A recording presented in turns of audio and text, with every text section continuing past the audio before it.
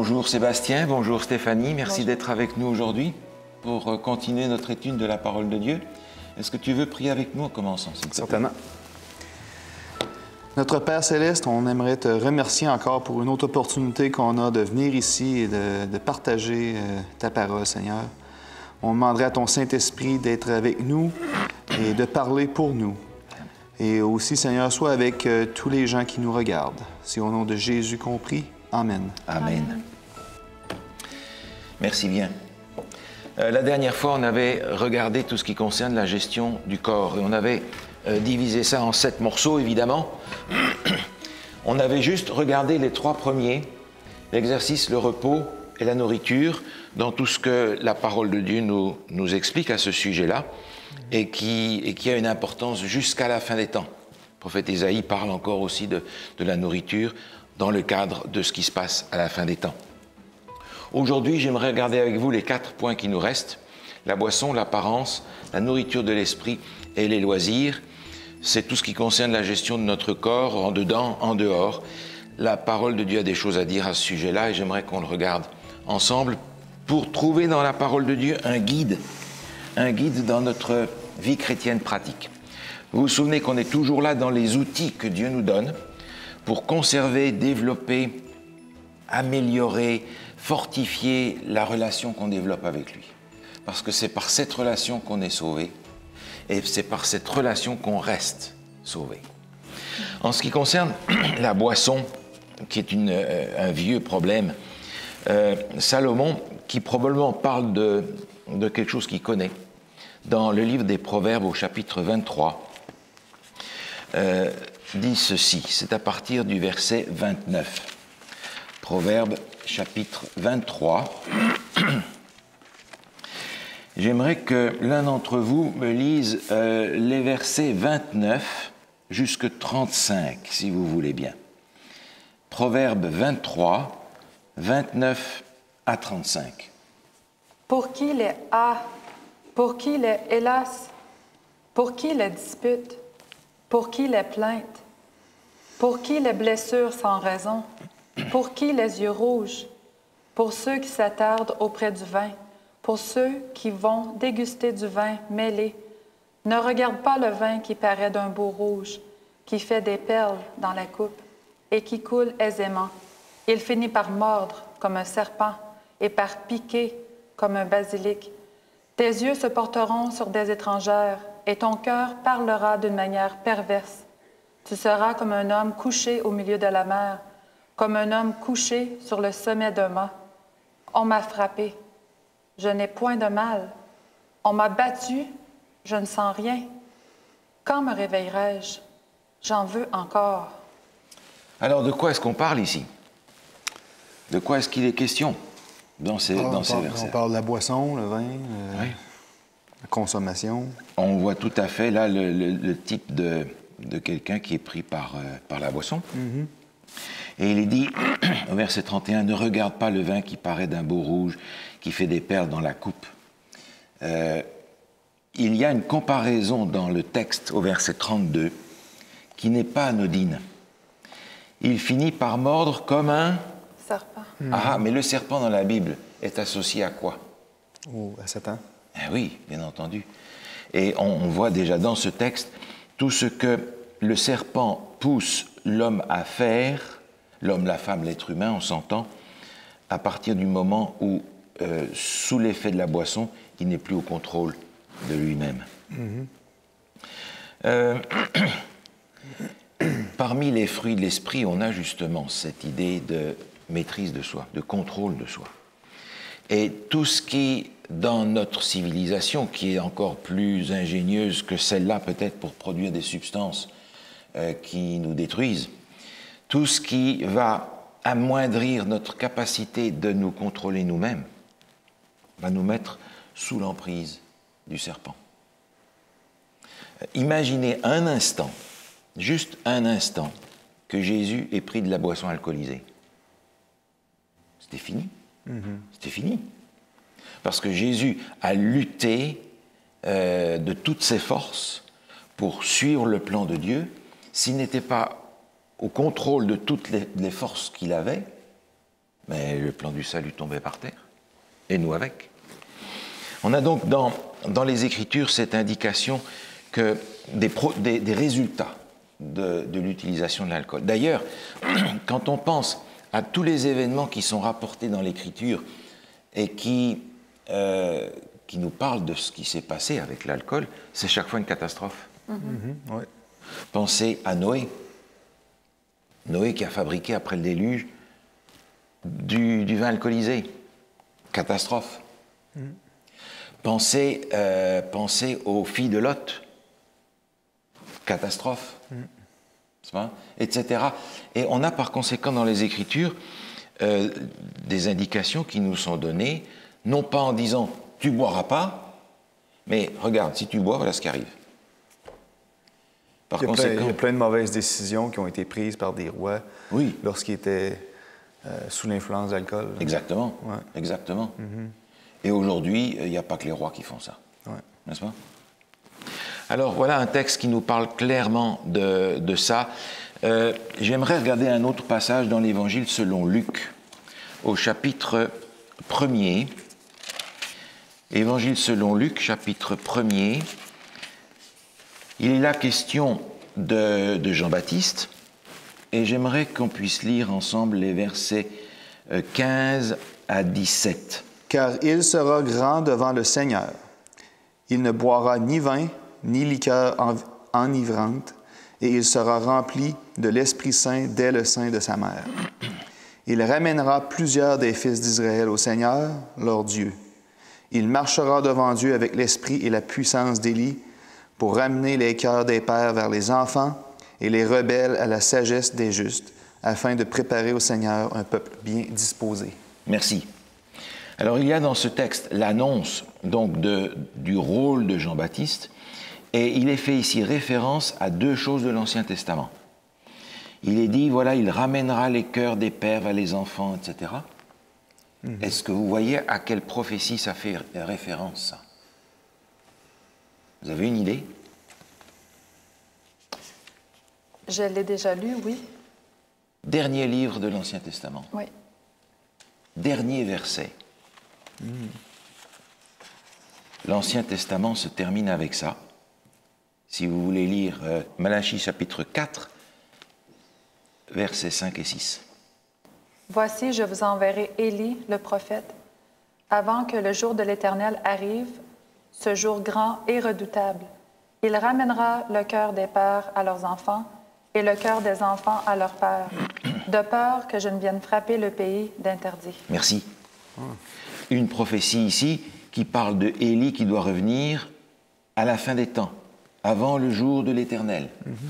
Et effectivement, le texte de Luc où on était un instant et où je reviens, parle qu'il va venir avec la puissance d'Élie. Il y a donc dans Jean-Baptiste l'accomplissement d'une promesse qui est dans l'Ancien Testament et qui est partielle parce que cette promesse doit s'accomplir jusque dans la fin des temps. Par conséquent, à la fin des temps, il doit y avoir parmi les croyants des gens qui ont ce rôle de Élie, qui ont ce rôle de Jean-Baptiste et qui ont aussi un mode de vie qui correspond à la solennité de la mission qu'ils ont à remplir. N'est-ce pas? Ouais. Par conséquent, si on veut servir Dieu dans ces rôles-là, il faut qu'on soit pleinement au contrôle de l'instrument par lequel Dieu communique avec nous. Ouais. Si on brouille le message de communication entre Dieu et nous et l'instrument de réception, comment voulez-vous que ça marche? Et il n'y a pas besoin de devenir un alcoolique qui vomit dans le caniveau. L'utilisation constante de l'alcool va amoindrir nos facultés mentales. En tant que chrétien qui attend Jésus pour son prochain retour, je ne peux pas me permettre une chose pareille. Je ne peux pas me permettre une chose pareille. J'aimerais lire un autre texte qui est dans la première lettre de Paul à Timothée. Et c'est un texte qui est souvent utilisé par même des chrétiens aujourd'hui pour dire oui, mais ça c'est de l'histoire ancienne, ça.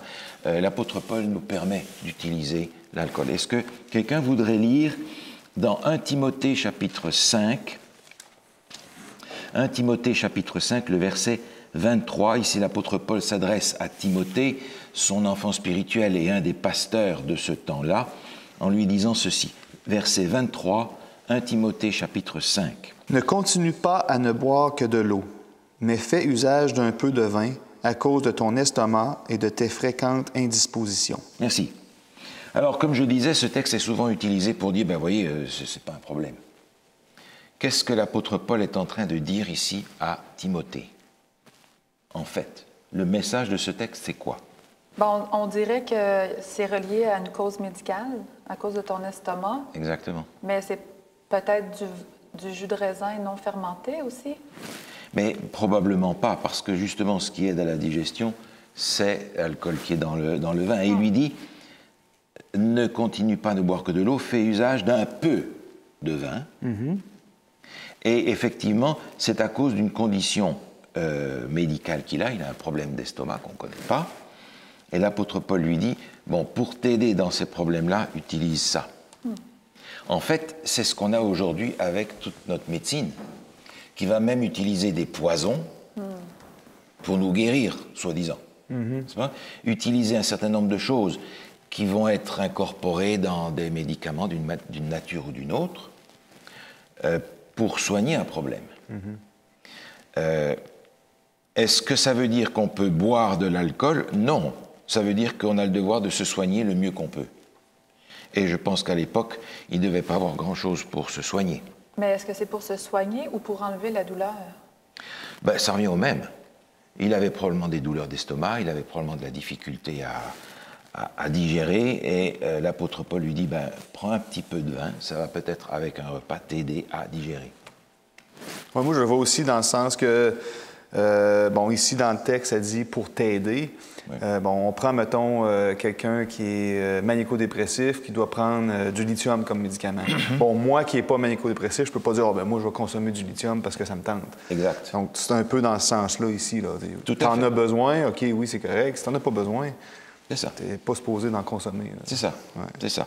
Et on verra d'ailleurs un peu plus tard dans nos études suivantes que il y a derrière le message de l'Évangile quelque chose d'encore beaucoup plus fort que ce que nous regardons pour le moment. Autrement dit, la boisson, non.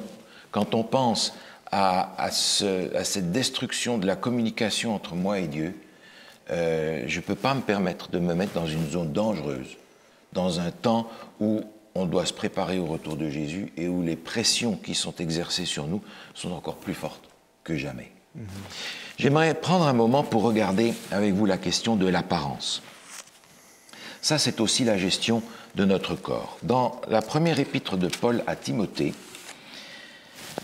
au chapitre 2, il y a là un texte que nous connaissons bien et j'aimerais qu'on le relise ensemble. J'aimerais que tu nous lises ça, Stéphanie, si tu veux bien. 1 Timothée, chapitre 2, le verset 9 et 10. Je veux aussi que les femmes vêtues d'une manière décente, avec pudeur et modestie, ne se parent ni de tresses, ni d'or, ni de perles, ni d'habits somptueux, mais qu'elles se parent de bonnes œuvres, comme il convient à des femmes qui font profession de servir Dieu. Merci beaucoup. Alors ici, il parle en particulier aux femmes, mais il donne 3 principes qui sont importants. D'une manière décente, avec pudeur et modestie. Et ça s'applique pas aux femmes, ça s'applique à tout le monde. Ouais. Alors, il va donner ici quelques applications. Je vais juste donner une indication par rapport aux tresses. On sait que dans ce temps-là, les gens de la haute société, les gens riches, les femmes en particulier, aimaient à faire des tresses avec des fils d'or et des fils d'argent. Ça devait être beau et impressionnant. L'apôtre Paul leur dit, mais vous n'avez pas besoin de ça. Alors, on va revenir sur ces 3 principes. Qu'est-ce que c'est que la pudeur? Comment est-ce que vous me définissez la pudeur? De se cacher, de ne pas montrer tout son... C'est ça, c'est cacher son corps. Ouais. Exactement, exactement. Qu'est-ce que c'est que la décence? Quelle différence il peut y avoir entre la pudeur et la décence?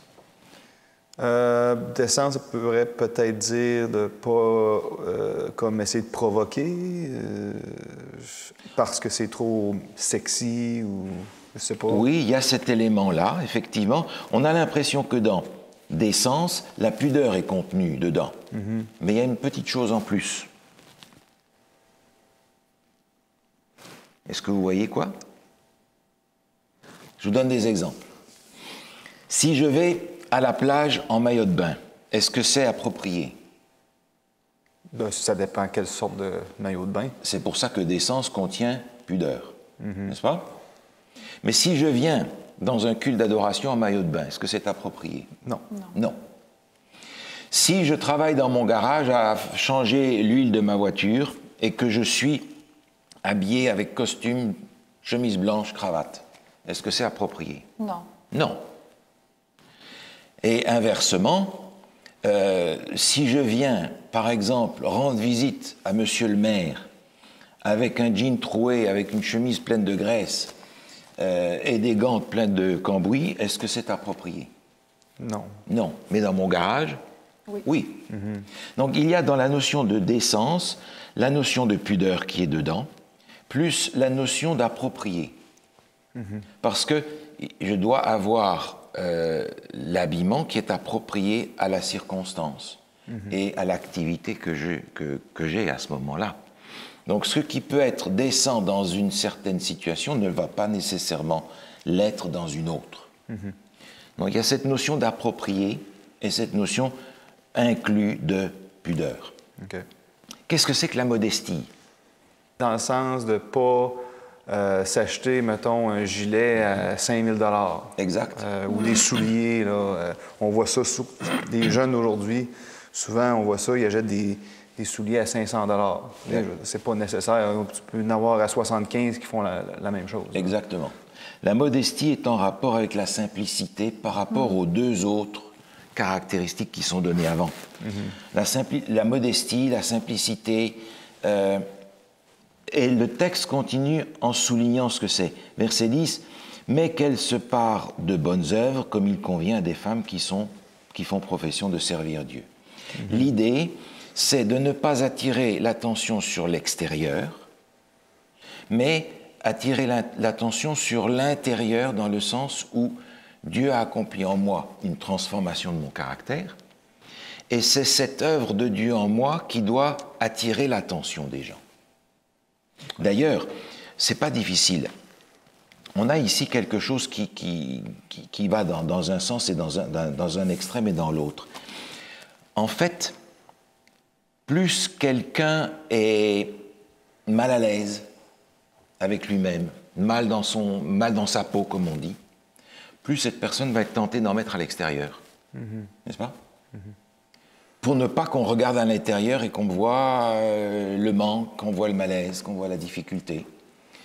Et inversement, quelqu'un qui est bien dans sa peau, quelqu'un qui a une relation avec le Seigneur qui est saine, il n'a pas besoin d'attirer l'attention par un tas de gadgets qui sont généralement aujourd'hui utilisés pour séduire, pour attirer l'attention sur soi.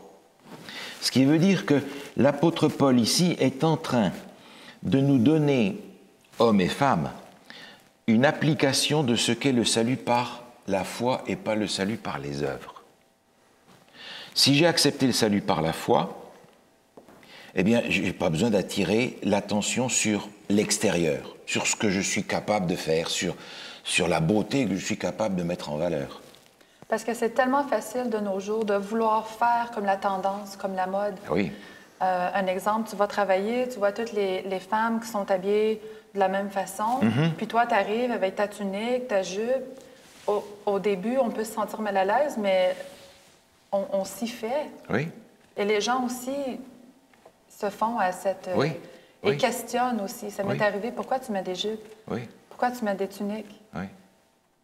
Et c'est une pression sociale parce que si on veut appartenir au groupe, il faut avoir l'uniforme du groupe.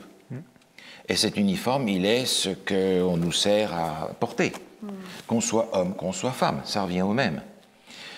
Ici, l'apôtre Paul parle en particulier des femmes parce que c'est peut-être davantage dans la mentalité de la femme d'attirer l'attention sur la grâce qui lui a été donnée, sur la beauté qui lui a été donnée, et de vouloir en rajouter.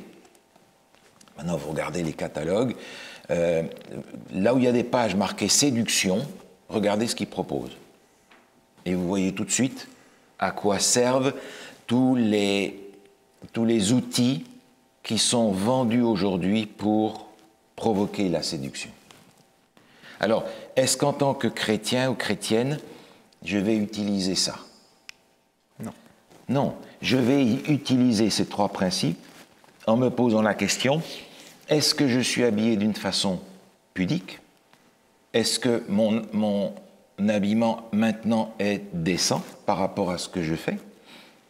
Est-ce qu'il exprime de la modestie, de la simplicité, pour attirer l'attention sur l'œuvre de Dieu en moi et pas sur l'œuvre de moi sur moi? Les hommes et les femmes vont faire ça d'une façon différente. Les femmes vont avoir recours facilement à de la peinture, à des bijoux, à toutes sortes de choses comme ça. Ouais. Les hommes vont plutôt avoir recours à du matériel, des voitures, des ordinateurs, des motos, des appareils sophistiqués, de la technologie super avancée. Il a le dernier smartphone, etc. Ouais. Donc, les hommes et les femmes ont des outils différents pour essayer de reproduire cette même séduction. Mais ici, l'apôtre Paul dit, hey, attendez, il y a 3 principes là, dans votre extérieur. Est-ce que vous les appliquez? N'est-ce pas? Ça peut être un... je pourrais comprendre une jeune fille qui pourrait être confuse avec modestie, tous ces termes, parce qu'on a tendance à vouloir comparer avec les autres. Et puis là, si on regarde aujourd'hui la tendance, comment je vais prendre l'exemple des jeunes filles là, dans ce cas-ci, comment est-ce qu'ils s'habillent? Bon, ils ont les jupes très, très, très courtes. Donc, si la jeune chrétienne, elle se dit, ben moi, je veux être modeste, fait que je vais porter une jupe un peu plus longue, mais ça reste peut-être que la jupe sera quand même pas modeste, mais comparée la société d'aujourd'hui, elle va l'être modeste. Donc, ça peut être difficile pour une jeune fille de comprendre exactement. Tout à fait. Et je crois que c'est important, en ce qui concerne l'apparence, de comprendre que la façon dont on est habillé, dont on se comporte, est un langage non verbal. Tout à fait. Non verbal. Il y a des années en arrière, je travaillais dans une ville que l'on sait comme étant très polluée de toutes sortes de manières, Marseille par exemple. Et on faisait là-bas une campagne d'évangélisation pendant des mois et des mois. Et le soir, quand on avait fini la conférence, on devait rentrer à pied depuis le lieu de la conférence jusqu'à l'endroit où on dormait. On était 4 ou 5 ensemble à loger au même endroit. Et quand on avait rangé tout remis en ordre, c'était pas loin de minuit. Quand on avait mis toute la salle en ordre, on rentrait. Et sur le boulevard où on allait, il y avait un carrefour avec un arrêt de bus. Et à cet arrêt de bus, on n'a jamais parlé aux gens qui étaient là. Mais il y avait 2 catégories de gens. Il y a les gens qui attendaient le bus et il y a les autres qui attendaient le client. Et il n'y avait pas besoin de leur demander, ça se voyait. Dans leur regard, dans leur tenue.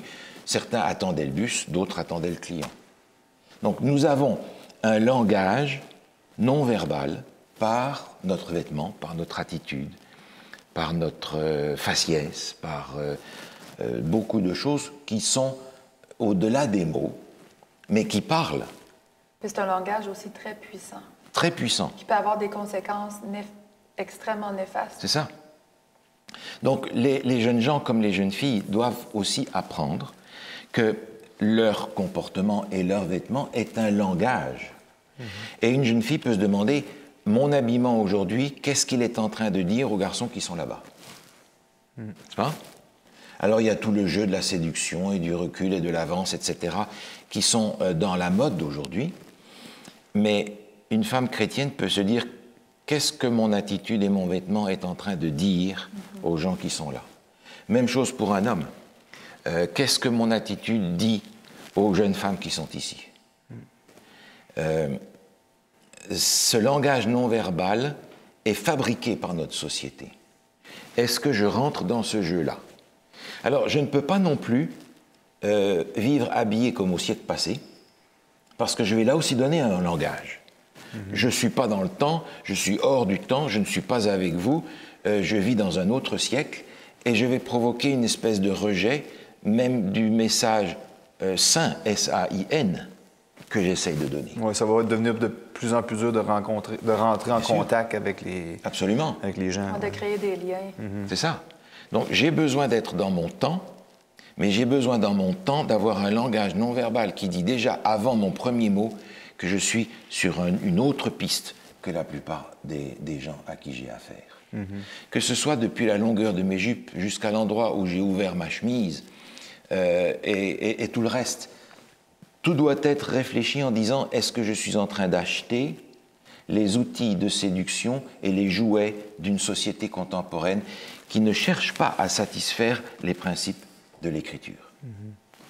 Donc ces principes sont importants parce que je peux les appliquer dans n'importe quelle culture, dans n'importe quelle époque, et à savoir, dans telle époque, ce que je dois faire pour rentrer dans ces trois principes qui sont fondamentaux.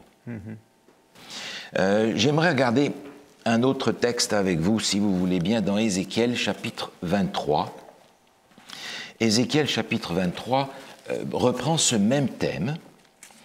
Et ici, dans ce chapitre, on a une comparaison. Deux sœurs sont présentées comme des types de Jérusalem et de Samarie. Et par le prophète Ézéchiel, Dieu va donner des images pour montrer à quel point ces deux villes, et donc les peuples qui sont avec, Israël et Juda, se sont éloignés de Dieu. Et j'aimerais qu'on puisse lire dans Ézéchiel chapitre 23 les versets 40 à 42. Ézéchiel 23, versets 40 à 42. Alors, et même, elles ont fait chercher des hommes venant de loin. Elles leur ont envoyé des messagers, et voici, ils sont venus. Pour eux, tu t'es lavé, tu as mis du fard à tes yeux, tu t'es paré de tes ornements. Tu t'es assise sur un lit magnifique, devant lequel une table était dressée, et tu as placé sur cette table mon encens et mon huile. On entendait les cris d'une multitude joyeuse, et parmi cette foule d'hommes, on a fait venir du désert des Sabéens qui ont mis des bracelets aux mains des deux sœurs et de superbes couronnes sur leurs têtes. Merci. Et après, on parle de la notion d'adultère, de prostitution dans le sens spirituel, c'est-à-dire que le peuple d'Israël avait, par l'influence des peuples avoisinants qu'ils avaient invités, ils étaient tombés dans l'idolâtrie. Donc vous voyez, ici, on a une description des outils de séduction qui sont utilisés dans ce contexte-là et qui sont en réalité encore utilisés de la même manière aujourd'hui, que ce soit le maquillage, que ce soit les bijoux, que ce soit la décoration extérieure, pour cacher un problème intérieur. Dans ce sens-là, le monde n'a pas beaucoup changé, et je crois qu'on est invité, encore une fois, à veiller sur le langage extérieur qu'on est en train de donner. Dans le livre de l'Apocalypse, on va retrouver la même chose. On va retrouver cette même comparaison, si on peut dire, dans l'Apocalypse au chapitre 17. Vous savez que dans l'Apocalypse, il est question de deux femmes qui représentent deux sortes de peuples, le peuple fidèle à Dieu et le peuple infidèle à Dieu, image de la femme, le peuple de Dieu. Et la femme qui est infidèle à Dieu, elle est décrite dans Apocalypse chapitre 17, et on va lire, si vous voulez bien, le verset 3 et 4. Il me transporta en esprit dans un désert, et je vis une femme assise sur une bête écarlate, pleine de noms de blasphème, ayant 7 têtes et 10 cornes. Cette femme était vêtue de pourpre et d'écarlate, et parée d'or, de pierres précieuses et de perles. Elle tenait dans sa main une coupe d'or, remplie d'abominations et des impuretés de sa prostitution. Merci. Dans les versets suivants, on apprend son nom, Babylone, la mère des prostituées. Et là, il faut se référer à ce qu'est Babylone dans l'Ancien Testament pour comprendre ce qu'est la Babylone spirituelle dans le Nouveau Testament. Un peu plus loin, au chapitre 18, au verset 8, on a l'autre côté, l'autre femme. Et on pourrait lire Apocalypse chapitre 19.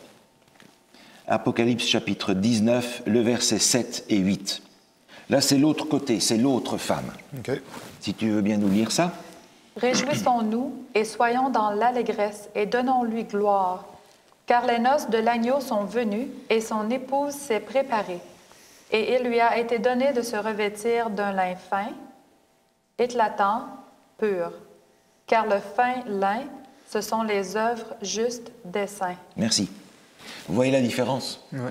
Donc Dieu va utiliser ces deux femmes avec deux caractéristiques différentes. Une, elle est pleine de mauvaises choses et c'est dehors que ça se passe. Et l'autre, c'est une femme sainte. Les œuvres justes des saints sont sa parure. Donc deux types différents. Et qui peuvent se retrouver aussi parmi nous dans un langage non verbal qui exprime ce que l'on a ou ce que l'on n'a pas à l'intérieur. Maintenant, j'aimerais aller un pas un peu plus loin en rapport avec la tenue extérieure, en rapport avec des choses qui sont dans l'Ancien Testament aussi et qui sont dans le Nouveau. J'aimerais regarder ce texte dans Exode chapitre 33. Exode chapitre 33, on a là une situation un peu dramatique dans l'histoire du peuple hébreu. Vous vous souvenez que Moïse est monté sur la montagne où il va recevoir les 10 commandements. Pendant ce temps-là, on fait la fête en bas, on va construire une idole, un veau d'or, et quand Moïse vient, c'est la colère qui arrive. Non seulement Moïse est furieux de voir ce que le peuple fait quand il n'est pas là, mais Dieu aussi va exprimer sa colère par rapport à ça. Et il va juger le peuple. J'aimerais qu'on lise dans Exode 33 les versets 4 à 6. Exode 33, versets 4 à 6. Lorsque le peuple eut entendu ces sinistres paroles, il fut dans la désolation, et personne ne mit ses ornements. Et l'Éternel dit à Moïse, « Dis aux enfants d'Israël, vous êtes un peuple au cou raide. Si je montais un seul instant au milieu de toi, je te consumerais. Ôte maintenant tes ornements de dessous de toi, et je verrai ce que je te ferai. » Les enfants d'Israël se dépouillèrent de leurs ornements en s'éloignant du mont Horeb. Merci. On est là dans un contexte de jugement. Le peuple a péché d'une façon assez évidente et grave, et Dieu dit, bon, je vais exercer un jugement sur vous. À la suite de ça, on va enlever le tabernacle qui est au milieu, le sanctuaire qui est au milieu du camp, et on va le mettre à l'extérieur. Dieu dit, si je reste au milieu de vous, vous allez disparaître. Donc, je vais me mettre à l'écart pour que vous puissiez survivre dans votre situation. Et je vais voir ce que je vais faire avec vous. Donc, Dieu prend là une mesure énergique. On va transporter le sanctuaire et le sortir du camp. Et le peuple se dit, oula, Dieu se retire. Dieu n'est plus au milieu de nous. Et dans ce contexte de jugement, Dieu leur dit, enlevez vos ornements, présentez-vous devant moi tel que vous êtes. Commencez pas à essayer d'arranger l'extérieur et de vous rendre agréable à ma vue par tout un tas d'artifices. Parce que moi, je regarde au cœur, pas à l'extérieur. Apprenez donc à faire la même chose. Enlevez tout le bazar que vous avez mis sur vous parce que vous voulez paraître bien, etc. Et dans le cadre de cette idolâtrie, paraissez devant moi tel que vous êtes. Et je crois que dans le contexte où nous sommes aujourd'hui, qui est un contexte de jugement, puisque le jugement a déjà commencé dans le ciel, en prévision du retour de Jésus, Dieu, je crois, nous demande d'avoir la même attitude. Une attitude de dépouillement, une attitude de simplicité, une attitude de modestie, en ne cherchant pas à paraître, mais en cherchant à être. C'est une grosse différence. Oui. Que ce soit envers les autres ou que ce soit envers Dieu. Et puis, pour répondre à une question qui sort aujourd'hui et qui est appropriée aujourd'hui, j'aimerais lire encore un texte avec vous dans le livre de Lévitique, au chapitre 19. Lévitique, chapitre 19. Et dans ce chapitre où il y a plusieurs instructions qui sont données, dans le domaine pratique, j'aimerais qu'on lise le verset 28. Lévitique 19, verset 28. Vous ne ferez point d'incision dans votre chair pour un mort, et vous n'imprimerez point de figure sur vous. Je suis l'Éternel. Oh, ça c'est une vieille mode, hein? Tatou. Et aujourd'hui, ça fait partie de ce langage non verbal qui m'associe avec les gens qui sont tous de cette même, avec ces mêmes caractéristiques. Et Dieu dit, écoutez, vous avez été créés à l'image de Dieu. Cette image est déjà suffisamment abîmée en vous par le péché. Ne continuez pas à mettre des graffitis sur l'image de Dieu qui est encore en vous. C'est une façon de m'exprimer, si vous voulez, mais c'est ça. Ouais. Parce que c'était déjà l'habitude dans les cultes païens, dans tout ce qui était idolâtrie, et là particulier spiritisme, en rapport avec le contact avec les morts, pas d'incision. Vous vous souvenez que lorsque Élie était sur le mont Carmel et qu'il y avait là les prophètes de Baal, etc., d'Astarté, pendant toute la journée, c'est ce qu'ils ont fait pour essayer d'impressionner Dieu. Mais Dieu n'est pas impressionné avec des choses comme ça. Et par conséquent, aujourd'hui, en tant que chrétien, lorsque Dieu dit « Je suis l'Éternel », je suis en train d'entendre un appel de Dieu qui dit « Écoutez, si je suis votre maître, si je suis votre Dieu, si je suis votre sauveur, suivez mon mode d'emploi. Ouais. N'allez pas encore mettre des graffitis pour abîmer davantage l'image de Dieu en vous que le péché a déjà détruit largement, suffisamment et beaucoup trop. Vous savez, avec le temps, je suis toujours impressionné de voir, par exemple, avec le temps, les couples, hommes et femmes, qui, dans leur âge avancé, prennent de la simplicité et de la ressemblance. Parce qu'ils ont vécu ensemble 50, 60, 70 ans. Et ça a fait d'eux véritablement ce que Dieu veut, c'est-à-dire une nouvelle personne. Mais c'est finalement ce que je suis appelé à faire avec Dieu. À marcher avec lui toute ma vie et à lui ressembler. À avoir cette paix intérieure, cette beauté extérieure, malgré la dégradation de l'âge, du péché. Un beau visage de vieux, fripé comme une vieille pomme. C'est beau? Oui. Parce qu'il y a une beauté là-dedans. Il y a quelque chose de remarquable. Et Dieu voudrait La sagesse. La sagesse, la paix, Ouais. la simplicité de cœur, qui grandit dans cette personne qui traverse la vie et qui mûrit, c'est le cas de le dire, d'une certaine manière. Et je suis invité à vivre ça aussi, plutôt qu'à dégrader tôt dans ma vie mon corps en y faisant des trous, en y faisant des dessins, en y accrochant tout un tas de gadgets qui appartiennent à un autre monde. Mon apparence est importante à Dieu parce qu'elle est un langage non verbal. Quel est le langage non verbal que je donne aux autres de la part de Dieu? N'est-ce pas? Et en même temps, ça reflète aussi ton vécu. Oui. On voit des gens qui ont 45 ans et ils ont l'air de 70 à cause... Puis ça, en général, à moins qu'il y ait eu peut-être une maladie ou peu importe, mais en général, ça reflète le passé. Le genre de vie qu'ils ont eu jusqu'à ce moment-là. Puis là, à l'inverse, tu as des gens qui ont 70 ans, sont encore en forme, ils paraissent avoir 50 ans. En général, ils ont eu un mode de vie quand même assez sain. Là. Différent. Ouais. Ah oui, tout à fait. Ouais. Mais il n'est jamais trop tard pour adhérer à un nouveau style de vie. Oui, Jamais absolument. trop tard. Ben oui. Absolument. Absolument. Puis qu'est-ce qu'il y en a des tatous qui ont été faits dans le passé, bien, ça reste comme des cicatrices. Oui. Et puis on sait qu'à la venue de Jésus, tout ça va disparaître. Oui. Oui. Et c'est sûr que certains se trouvent vivre une expérience avec le Seigneur qui leur montre le non-sens de cette action-là, qu'il est extrêmement difficile, est extrêmement cher d'enlever aujourd'hui, mais dans ce cas-là, je crois qu'on n'est pas obligé de les exposer, parce qu'on a autre chose à montrer. N'est-ce pas?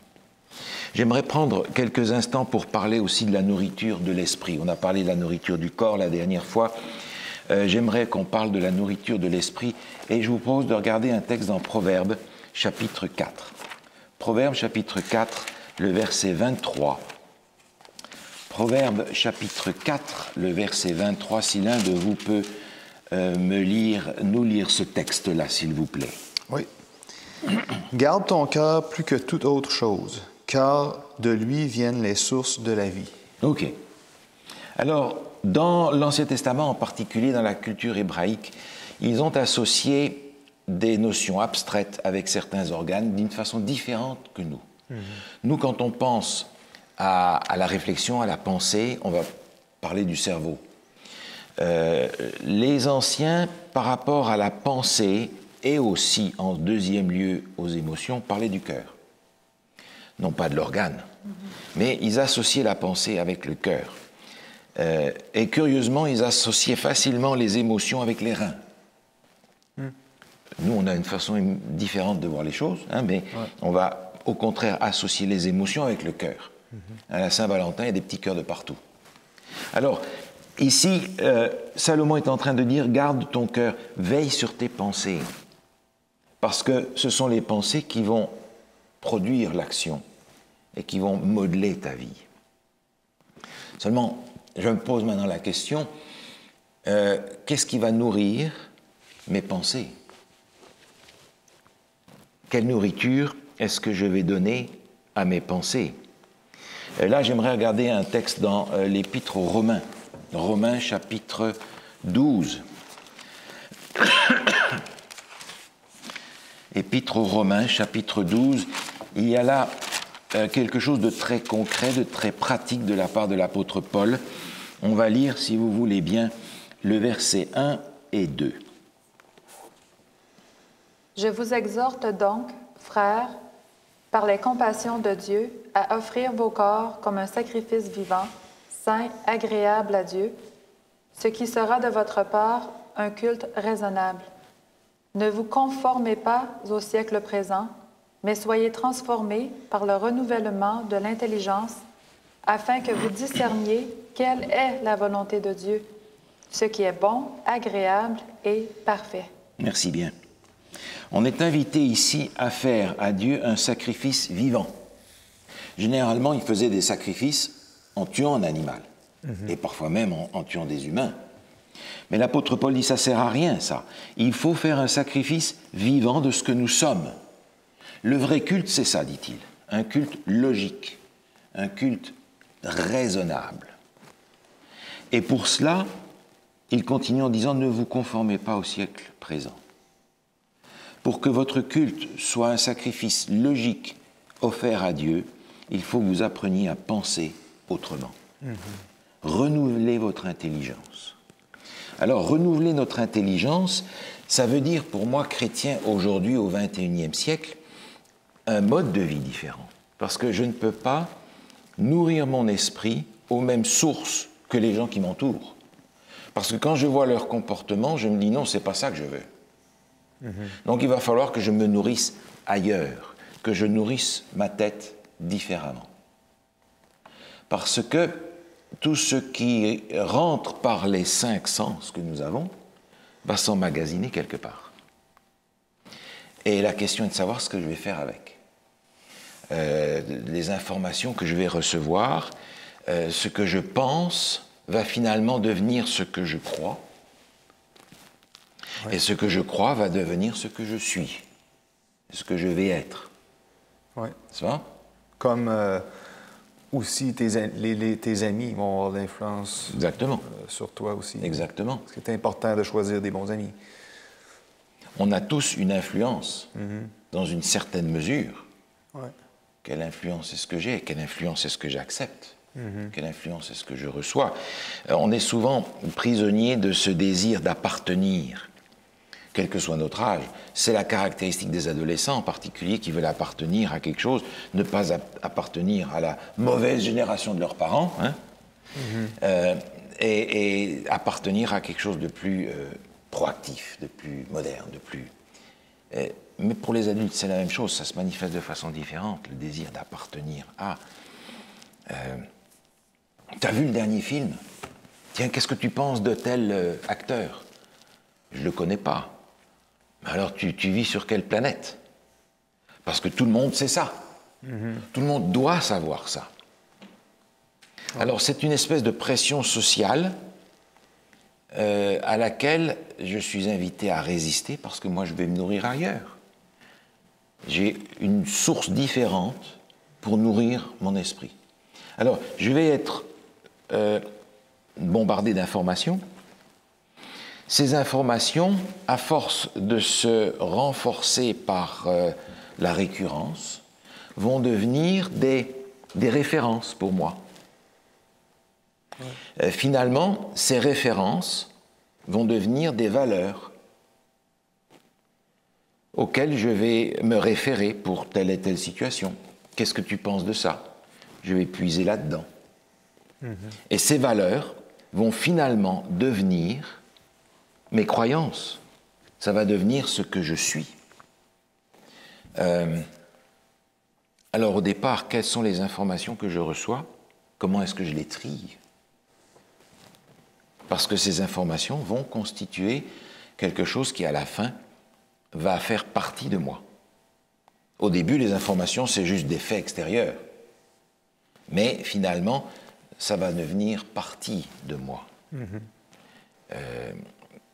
Ça demande, par conséquent, autour de ces 5 voies de communication que sont mes sens, de mettre des bureaux de douane. Qu'est-ce qui passe, qu'est-ce qui passe pas? Qu'est-ce qui rentre pas? Aujourd'hui, l'idée, c'est justement de laisser rentrer tout ce que le monde a à nous offrir. En tant que croyant, est-ce que j'ai des bureaux de douane qui font leur travail?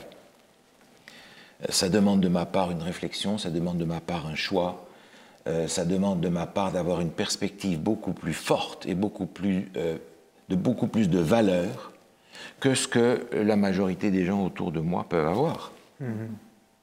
Si j'ai des valeurs beaucoup plus fortes, ça ne sera pas un problème pour moi de dire, bon, mais ça, écoutez, désolé, mais bon, ça ne me convient pas. Et des fois, même en ayant des valeurs fortes, si on commence... un exemple, j'ai entendu ça dernièrement, un jeune qui a adhéré à un gang.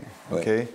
OK? À la base, le jeune avait besoin d'amis, il n'en trouvait pas, il a trouvé cette gang-là. Ouais. Bon, à la base, ce jeune-là, ses valeurs n'étaient pas que c'était correct de tuer du monde puis de vendre de la drogue et ci et ça.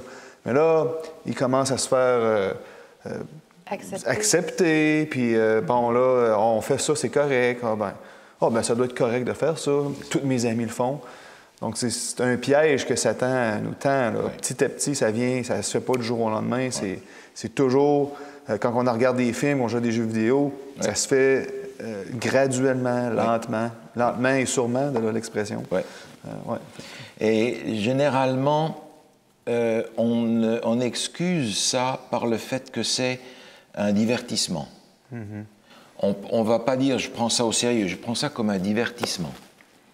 Mais à force de voir des meurtres, des viols, des assassinats, des adultères, etc., je me nourris de ça.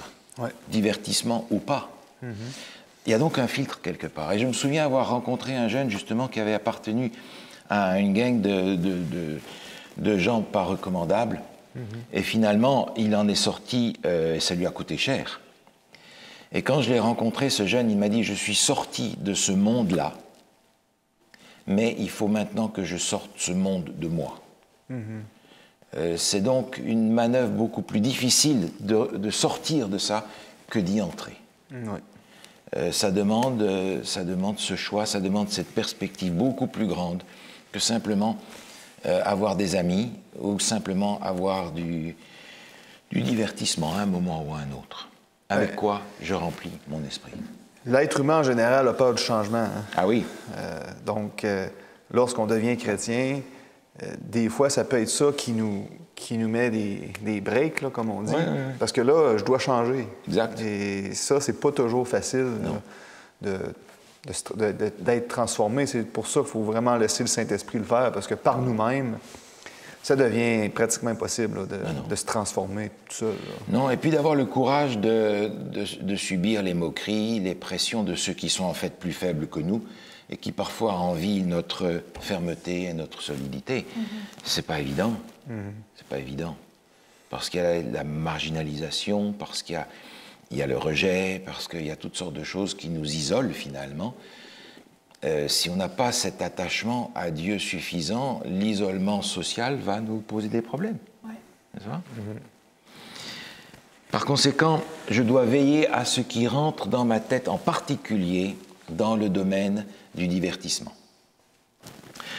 Juste un mot peut-être pour ce qui concerne justement les loisirs. Je prendrai simplement un texte dans l'épître de Paul aux Philippiens qui résume ce que nous sommes en train de dire. Philippiens chapitre 4, et j'aimerais qu'on puisse lire le verset 8 et 9. Au reste, frères, que tout ce qui est vrai, tout ce qui est honorable, tout ce qui est juste, tout ce qui est pur, tout ce qui est aimable, tout ce qui mérite l'approbation, ce qui est vertueux et digne de louange, soit l'objet de vos pensées. Ce que vous avez appris, reçu et entendu de moi, et ce que vous avez vu en moi, pratiquez-le, et le Dieu de paix sera avec vous. Merci beaucoup. Vous avez remarqué ce qui est vrai, ce qui est honorable, ce qui est juste, ce qui est pur, ce qui est aimable, ce qui mérite l'approbation, ce qui est vertueux, digne de louange, soit l'objet de vos pensées. Ouais. Pour que mes pensées s'orientent là-dedans, vous vous rendez compte qu'il va falloir que je fasse vraiment un choix délibéré des sources par lesquelles je vais nourrir ma pensée. Un grand ménage. Un grand ménage, et le monde où on est aujourd'hui ne nous met pas à l'abri de toutes sortes de choses qu'on voudrait éviter. Ouais. Mais encore une fois, comme le disait Martin Luther, je ne peux pas empêcher un oiseau de se poser sur ma tête. Mais je peux lui empêcher d'y faire son nid. Donc on est appelé à empêcher tous les mauvais oiseaux de faire leur nid sur notre tête, sur nos épaules, sur notre cœur, sur notre personnalité, sur notre caractère. C'est la tâche à laquelle on est invité, en particulier à cause du temps où on vit. Et j'aimerais terminer avec vous pour ce sujet-là avec un texte qui est dans l'Évangile selon Luc, au chapitre 21, où Jésus disait, déjà donnait une mise en garde. L'Évangile selon Luc, chapitre 21, le verset 34 à 36. Luc 21, 34 à 36. Prenez garde à vous-même de craindre que vos cœurs ne s'apesantissent par les excès du manger et du boire et par les soucis de la vie, et que ce jour ne vienne sur vous à l'improviste. Car il viendra comme un filet sur tous ceux qui habitent sur la face de toute la terre. Veillez donc et priez en tout temps, afin que vous ayez la force d'échapper à toutes ces choses qui arriveront et de paraître debout devant le Fils de l'homme. Merci. Jésus disait déjà dans son temps, faites attention à vous-même. Et il donne des exemples concrets, les excès du manger, du boire, les soucis de la vie, tout ce qui est notre quotidien, leur quotidien ou le nôtre aujourd'hui. Pourquoi ? Parce que Jésus revient bientôt et on a autre chose à faire que d'investir toutes nos énergies et tout notre temps dans tout ça. Ce qui est difficile parce que ce que nous vivons au quotidien, aujourd'hui plus que jamais, nous aspire, nous absorbe, nous mange notre temps. Et on a des appareils qui nous permettent aujourd'hui de communiquer avec le monde entier et de communiquer avec nous jour et nuit à toute heure. Avec ce sous-entendu que je suis disponible toujours pour être à la disposition de tous ceux qui ont besoin de me contacter. Jésus dit, veillez à tout ça. Priez, prenez le temps pour que vous ayez la force d'échapper à tout ça qui va arriver. Donc tout ce que nous sommes en train de regarder comme les outils nécessaires pour développer avec Dieu une communion et une communication forte, toutes ces choses, tous ces outils ont un objectif précis en rapport avec le temps où nous vivons. Il y a une diversité énorme d'intérêts et de choses super intéressantes dans le monde aujourd'hui, qui sont destinées à nous attirer par les choses qui sont en bas, alors que nous avons une perspective différente. Que nous devons avoir une perspective différente. Jésus nous dit, veillez donc à tout ça. Parce que vous risquez d'être pris par surprise le jour où le Fils de l'homme va apparaître. Je ne voudrais pas être pris par surprise. On est déjà suffisamment piégé par nos faiblesses naturelles, par toutes sortes de choses dans le monde où on vit. Je prie vraiment que le Seigneur nous donne la force d'échapper à toutes ces choses et d'avoir un esprit clair, un esprit pur et une vision à transmettre à ceux qui nous entourent de ce qu'ils ont manqué en n'étant pas dans l'Évangile. On prie ensemble? Oui. Tu voudrais prier avec nous en finissant? Certainement. Notre Père éternel, on te remercie de nous avoir avertis, de nous avoir donné l'information qu'on a besoin afin de faire des bons choix, des choix éclairés. Père, c'est notre prière de s'abandonner entièrement à toi, que nos pensées, nos paroles, nos actions puissent te refléter et puissent témoigner de ton amour, de ta gloire à un monde qui périt. Seigneur, on a besoin de force, on a besoin de courage, mais on sait que tu es là pour nous, que tu marches avec nous, que tu marches à l'avant de nous. Père éternel, nous t'aimons. Au nom de Jésus, Amen. Amen. Merci beaucoup d'avoir été avec nous aujourd'hui. Ça fait plaisir. On va continuer la prochaine fois à creuser la parole de Dieu.